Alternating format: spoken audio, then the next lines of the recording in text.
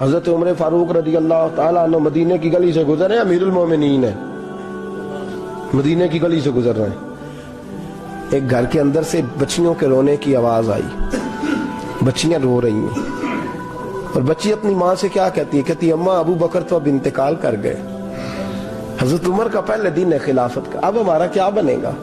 ابو بکر تو وصال کر گئے۔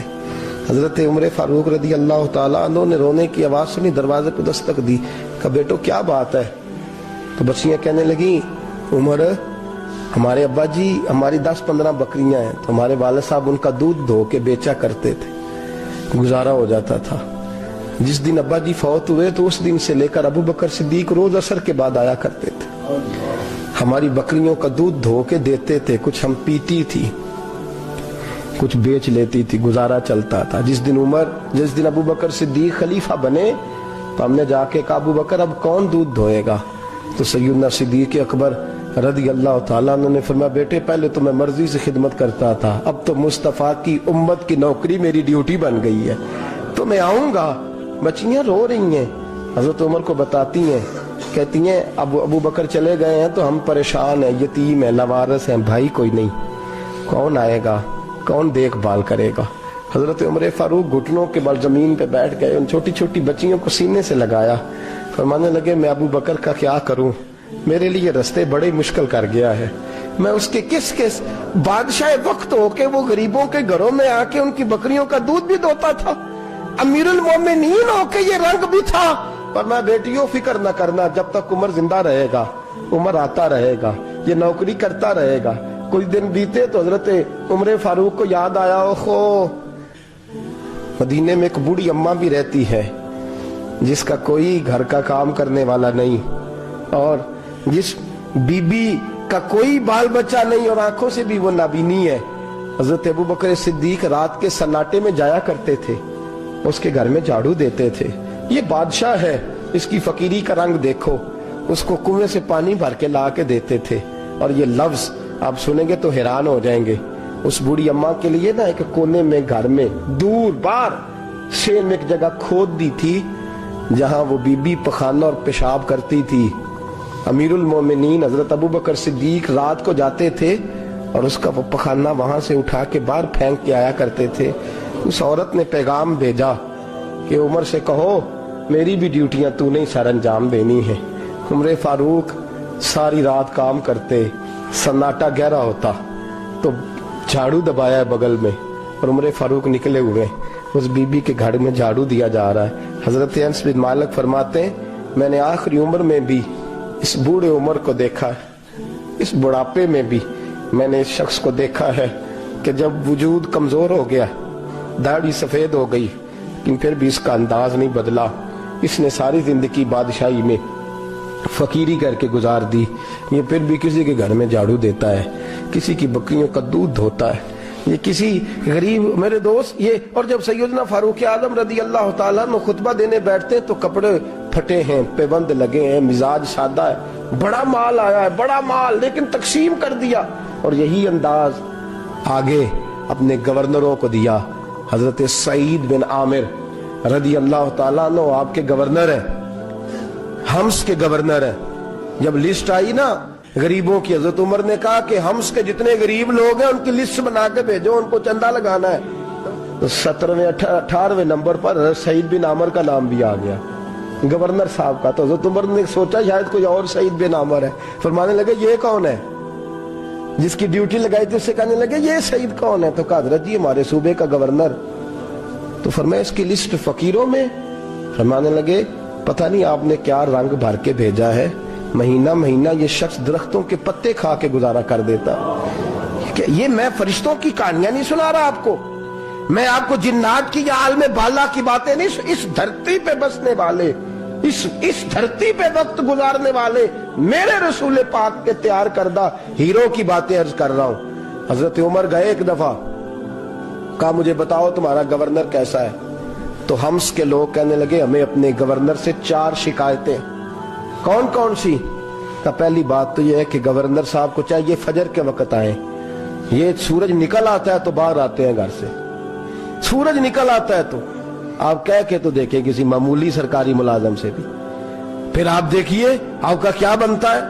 कहा ये सूरज निकलते वक्त आते हैं। दूसरी शिकायत यह है कि दिन को मिलते हैं, रात को नहीं मिलते। तीसरी शिकायत यह है कि महीने में एक दिन मिलते ही नहीं, गवर्नर साहब। चौथी शिकायत है कि रोते हैं, कभी कभी इतना रोते हैं कि बेहोश हो जाते हैं। हजरत फारूक आदम ने खड़ा कर लिया, फरमाया सही तेरी शिकायत आई हैं का हुजूर हुक्म। फरमाया सुना है, पहले तू फजर के वक्त आ जाता था लोगों के मसाइल सुनने, अब तू सूरज निकलते वक्त आता है। का हुजूर बीवी बीमार हो गई है और घर में नौकर तो है कोई नहीं, तो मैं सवेरे उठता हूं तो पहले नाश्ता बनाता हूं, बच्चों को खिलाता हूं। उस औरत ने 35 साल मेरे साथ वफा की है, अब चारपाई पे है तो मैं उसके मुंह में लुकमे डालता हूं।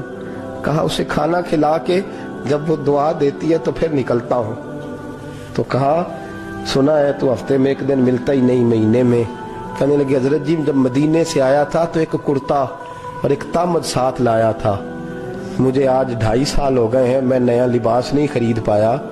मैंने अर्ज की मैं इस धरती में बसने वाले लोगों की दास्तान सुना रहा हूं। कहा मैं अपनी तामद धोकर खुश्क होने को डाल देता हूं, उसे आधा दिन लग जाता है, खुश्क होती है तो तामद पहन के कमीज धो लेता हूं और फिर कमीज डाल देता हूं। हजरत जी सारा दिन बीत जाता है तो बाहर नहीं आ पाता। हजरत उमर फारूक की गर्दन झुक गई। का सुना है तू रात को मिलता ही नहीं। ये लफ्ज कहे तो हजरत सईद बिन आमर कहने लगे ये मेरा राज था, आप मेरे अमीर ना होते तो कभी फाश ना करता। दिन मैंने बंदों के लिए रखा है, रात अपने रब के लिए रखी हुई है। मैं रात की तन्हाइयों में अपने करीम की बारगाह में जाता हूँ और मैं सारे दिन के गुनाहों की माफी मांगता हूँ।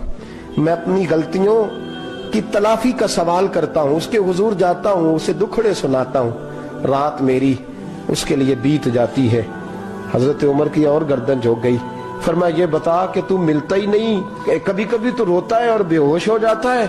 हजरत जी 40 साल की उम्र में कलमा पड़ा है, जब 40 साल के पिछले गुनाह याद आते हैं तो कब फिर मैं जब्त नहीं कर पाता वो खताएं, वो पाप, वो जुर्म, वो खताएं। जब सोचता हूं ना कि रब खड़ा करके पूछेगा बता ये जुर्म क्यों किया, तो वो एहसास मुझे परेशान कर देता है। हजरत जी मैं फिर बर्दाश्त नहीं कर पाता, फिर मैं तड़प उठता हूं, मेरी ये कोताहियां हैं, बताइए क्या कहते हैं। हजरत फारूक आजम ने गर्दन उठाई तो आंखों में आंसू थे। कहने लगे या अल्लाह मुझे इस जैसे कुछ और गवर्नर भी अता फरमा, या अल्लाह इस जैसे कुछ और गवर्नर भी। अजीजों अपना हाल क्या है। मुल्क शाम जब फतह हुआ तो हजरत साद बिन अबी वकास रदी अल्लाह ताला अन्हु कहते हैं कि कुछ लोग मुझे कहने लगे कि हम आपसे मामला तय नहीं करेंगे, हम जजिया देंगे, टैक्स देंगे, इस्लामी हुकूमत के ज़ेरे असर आएंगे, लेकिन आपसे मामला तय नहीं करेंगे, अपने अमीर को बुलाइए। तो हजरत सैयदना साद बिन अबी वकास कहते हैं मैंने खत लिखा। फरमाते खत लिखा हजरत उमर को। मैंने कहा जनाब आइए। जवाब में हजरत उमर ने खत में जवाब लिखा कि फलां दिन फलां तारीख फलां वक्त में मुल्क के शाम पहुंच जाऊंगा। हजरत सैयदना उमर चले घर से, एक गुलाम, एक घोड़ा, एक नेजा। हजरत फारूक आजम ने कुछ खजूरें, खुश्क खजूरें, कुछ सिरका बांध के रख लिया रास्ते में खाने को। ये बादशाही में फकीरी हो रही। लाखों मुरब्बा मील का हुक्मरान है, करोड़ों अरबों रुपए पास पड़े हुए, वो सारी चीजें रख ली और सैयदना उमर फारूक रदी अल्लाह ताला अन्हु चलने लगे। अब गुलाम से कहने लगे भाई मेरा घोड़ा जरा माड़ा है, कमजोर है, तय कर ले, इतने मील तू घोड़े पे बैठेगा, मैं पैदल चलूंगा, फिर इतने मील मैं घोड़े पे बैठूंगा, तू पैदल चलेगा। मुल्क शाम पहुंचने का वक्त आ गया। जब वक्त आया तो पैदल चलने की सवारी हजरत उमर की थी, उनकी बारी थी पैदल चलने की, और सवारी पर सवार होने की बारी गुलाम की थी। तो ये लोग रिश्ते करते हैं ना तो किराए की कार लेके चले जाते हैं, बाद में वो पूछते हैं कि तुझे तो कार ते आए सो। हम अपने आप को बनाने के लिए झूठी अनाम भी खरीदनी पड़े तो खरीदने से हम परहेज। हम जो बताते वो हम होते नहीं, और जो होते हैं वो हम बताते। हजरत सैयदना उमर फारूक रदी अल्लाह ताला अन्हु सवारी पे गुलाम है, खुद पैदल है, और हाल क्या है, बारिश हुई थी तो कुछ पानी खड़ा था, छोटे छोटे जोहड़ों में छोटे छोटे तालाब बने हुए थे, पानी खड़ा था। तो हजरत उमर फारूक रदी अल्लाह ताला चमड़े के जूते पहने, वो जूते दोनों उतार के तो बगल में दबा लिए। हजरत साद बिन अबी वकास फरमाते हैं उसी बगल में नेजा रख लिया और तामत थोड़ा ऊंचा कर लिया कि पानी से चलना है। اور غلام کو گھوڑے پہ بٹھایا ہے اور گھوڑے کی لگام پکڑی ہے تو یوں پیچھے رکھی ہوئی ہے، اور حضرت سیدنا فاروق اعظم رضی اللہ تعالیٰ عنہ آ رہے ہیں۔ غلام کہنے لگا حضور لوگ دیکھ رہے ہیں، مہربانی کریں بیٹھ جائیں۔ فرمانے لگے نہیں باری تیری ہے، تو ہی بیٹھے گا۔ اس نے کہا حضور نہیں وہ تو ٹھیک ہے، کوئی باری فرض تو نہیں نہ ہو گئی، آپ مہربانی کریں آپ آ جائیں، ذرا لوگ آ رہے ہیں۔ فرمایا تمہیں کہا نا، غلام کہتا میں نے تیسری دفعہ کہا تو حضرت عمر نے جلال سے دیکھا، اور جناب عمر کا جلال تو زمین کانپنے لگ جاتی تھی۔ کہتے ہیں کہا حضور آپ آ جائیں، تو کہتے ہیں تجھے کہا ہے نا چپ کر کے بیٹھا رہے، کہتے ہیں میں گھوڑے پہ ہی کانپنے لگا۔ غلام اب حضرت سعد بن ابی وقاص کہتے ہیں سورج غروب ہو رہا تھا، شعائیں پانی میں پڑ رہی تھی، حضرت عمر پانی سے میں نے غور سے دیکھا تو دوڑا گیا، جا کے نا بچے نہیں مشورہ دیتے ابا جی کو، ابا جی انج نہیں کریدا دور بدل گیا جے، کہتے میں دوڑا گیا اور جا کر کے حضرت سیدنا عمر فاروق کو کہا حضور مہربانی کریں، ٹھیک ہے آپ کی درویشی سے کون آگاہ نہیں، وزیر کھڑے ہیں، سفیر کھڑے ہیں، بڑے بڑے عمرا بڑے بڑے ملکوں کے حکمران ہیں، آپ مہربانی کریں یہ تم ذرا نیچا کریں اور جوتا پہن لیں، اگر خراب ہو گیا تو اللہ نیا بھی دے دے گا، اور مہربانی کریں ذرا غلام کو کہیں نیچے آ جائے۔ حضرت عمر کہنے لگے تمہیں کیا تکلیف ہے؟ کہا حضرت جی وہ وزیر مشیر کھڑے ہیں، یہودی ہیں، عیسائی ہیں، نجرانی ہیں، وہ بڑے بڑے مذاہب کے اور بڑے بڑے ملکوں کے ہیں، آپ کا بڑا نام سنا ہے۔ حضرت سیدنا سعد بن ابی وقاص فرماتے ہیں میرے ساتھ اتنا ترش رویہ حضرت عمر کا پہلے کبھی نہیں ہوا، کہتے ہیں ماتھے پہ شکن آیا اور کہنے لگے تجھے تیری مار ہوئے، ان 4 لوگوں کے لیے میں اپنے نبی کا طریقہ چھوڑ دوں، ان 4 دنیا داروں کے لیے نبی پاک کا طریقہ چھوڑ دوں؟ فرمانے لگے سر سے پگڑی اتاری حضرت عمر نے جلال میں، فرمانے لگے میرے سر پہ جو بال ہے نا یہ مجھے کسی دنیا دار نے نہیں دیے، یہ ساری عزتیں مجھے آمنہ کے لال نے عطا فرمائی ہے، اور میں ان محبوب کا طریقہ ان 4 لوگوں کی خاطر چھوڑ دوں؟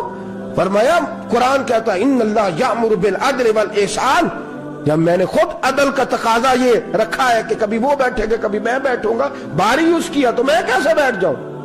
حضرت سعد بن ابی وقاص فرماتے ہیں اسی درویشی میں سلام اس پر کہ جس نے بادشاہی میں فقیری کی، کہتے ہیں اسی درویشی میں حضرت عمر پہنچے تو جو پہلے ڈرا کرتے تھے جب حضرت عمر آئے تو انہیں کامتے بھی دیکھا، روب اور بڑھ گیا، ان کے دلوں کے اندر حضرت عمر کا دبدبا اور بڑھ گیا، اور میرے کانوں میں کہنے لگے سعد پہلے سنا تھا لیکن دنیا سچی کہتی ہے جو حال محمد اور محمد کے غلاموں کا ہے صلی اللہ علیہ، وہ دنیا میں دوسرا کوئی حاصل کر سکتا؟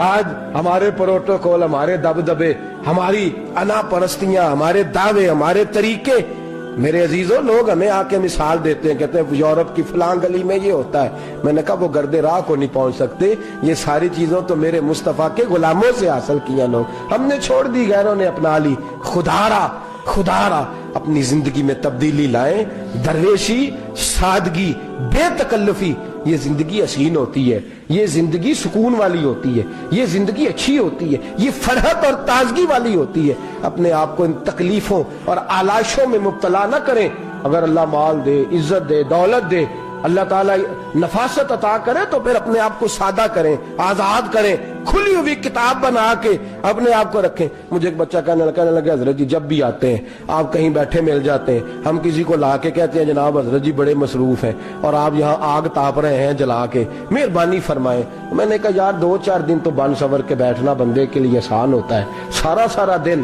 ملمہ سازی کر کے رکھنا اتنا آسان کام، تو ویسے بھی بندہ جو ہو وہ نظر آئے تو اس کے لیے زیادہ بہتر ہوتا ہے، جو ہو وہ دکھائی دے، وہ زندگی آسان ہو جاتی ہے، بہتر ہو جاتی ہے۔ اور ویسے بھی جو کھلی ہوئی کتاب ہوتی ہے اس میں لوگ مشکوک نہیں ہوتے، جو بندی ہوئی ہوتی ہے نا اس میں لوگوں کو خبر نہیں ہوتی کہ نہ جانے یہ کیا معاملہ ہے۔ میرے عزیزوں اپنے آپ کو بے تکلف بنائیں، بے تکلف سے مراد یہ نہیں کہ جیسے بے تکلفی ہم نے ایک غلط چیز کا نام بے تکلفی رکھ دیا ہے کہ جو آدمی بات پہ ٹھٹھا کرے، بات میں مذاق کرے وہ بے تکلف ہوتا ہے، یہ تو بے تکلفی اسلام اس کو پسند ہی نہیں۔ بے تکلفی سے مراد یہ ہے کہ جھوٹی انا نہیں بنائے، جھوٹے معاملات اپنے گرد نہیں اوڑے، اپنی اگر اللہ آپ کو بہت زیادہ مال و دولت دیتا ہے تو جتنا وہ مولانا رومی کہتے ہیں جتنا ٹہنی پہ پھل زیادہ لگتا ہے نا اتنی وہ ٹہنی جھک جاتی ہے، جو اکڑی ہوتی ہے سمجھو وہ خالی ہوتی ہے۔ اگر آپ پھلدار ہیں تو پھر آپ کو جھکے، پھر آپ کو با اخلاق ہونا چاہیے، با مربت ہونا چاہیے،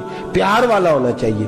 زندگی میں اس چیز کو ضرور اپنائیے، بڑے لوگ وہی ہوتے ہیں جن کا کردار بڑا ہوتا ہے، بڑے وہی ہوتے ہیں جن کی بات بڑی ہوتی ہے، کوئی باتوں سے اور پروٹوکول سے کبھی بڑا نہیں ہوتا، ہمیشہ مدحت خیر الانام میں گزرے، دعا ہے یہ عمر درود و سلام میں گزرے، آخر دعویٰ الحمدللہ۔